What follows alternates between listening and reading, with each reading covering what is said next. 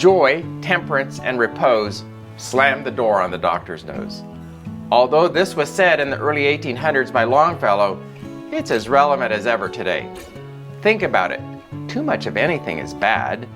Even drinking too much water can be deadly. Wouldn't you agree that we need to keep our habits in check? Take the sun, for example. Sunlight is a great example of moderation for health.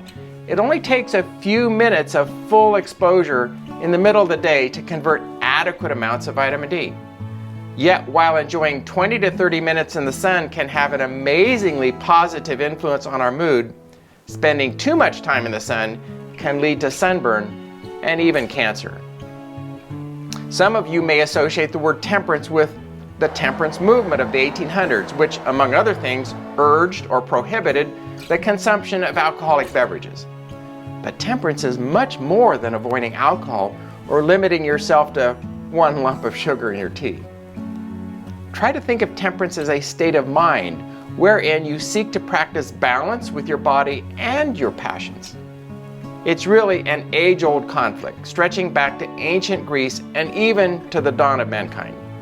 If you remember the story, the first humans, Adam and Eve, struggled with intemperance in diet and wound up eating the forbidden fruit.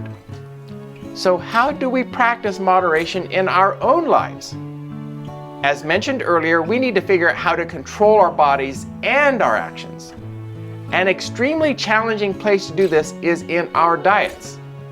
Obesity in much of the advanced world is becoming a widespread public health issue that, if left unchecked, will soon become the leading cause of death. So when it comes to your food choices, think and choose temperately. Eat enough to sustain your physical needs and choose nutrient-rich foods that will make your body happy. Other products that stimulate our senses like nicotine, caffeine, and depressants like alcohol are another subject I'd like to touch on. Historically, temperance had a strong association with alcohol. Recently, many scientific studies have been conducted on the health benefits of drinking small amounts of alcohol, but they haven't done much but muddy the waters. One long-standing truth remains clear: what starts as occasional or light drinking can quickly become a habit, and habitual drinking is clearly a health hazard. Because of this, although we're talking about moderation, I think alcohol might be an area where total abstinence is a better choice. When it seems like our lives are spinning out of control, temperance can help us regain direction. It is about balance and control, remember? In our exceedingly digital world, most, if not all of us, could probably spend much of the day with our eyes glued to some form of screen. Where's the life in that? Where's the joy?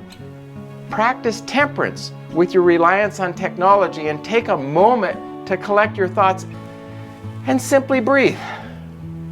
Spend a little extra time with your friends and family and engage in a real conversation without a television blaring in the background. The true key to living a temperate lifestyle lies in our minds. We need to learn to safeguard our thoughts and carefully monitor our emotions. If you're the type to give rise to anger easily, take a few deep breaths and learn the power of forgiveness. If you're prone to bragging, give way to more humble conversation. If you're the judgmental type, give compassion or empathy a try. Think of your mind as a springboard for all of your actions. If you can learn to use your mind carefully and wisely, you will have won the battle against intemperance.